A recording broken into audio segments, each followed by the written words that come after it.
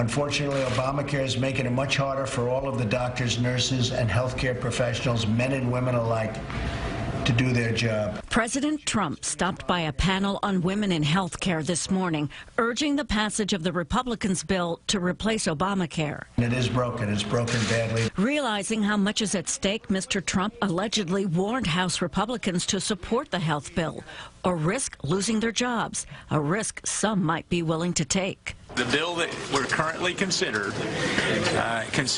does not lower premiums for the vast majority of Americans. And that wasn't the president's only battle today. This morning, his former campaign chairman, Paul Manafort, came under scrutiny for potentially having had a secret contract with a Russian billionaire with close ties to Vladimir Putin.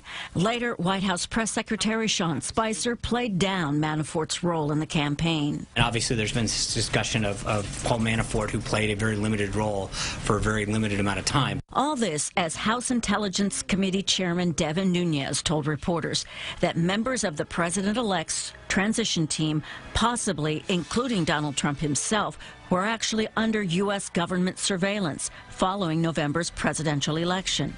I have seen intelligence reports that clearly show that the president-elect and his team were, I guess, at least monitored. Congressman Nunes went on to say Trump's communications were incidentally collected as part of a broader surveillance report. The monitoring was not related to Russia's potential meddling in the election, he said, but would not identify the source of this material.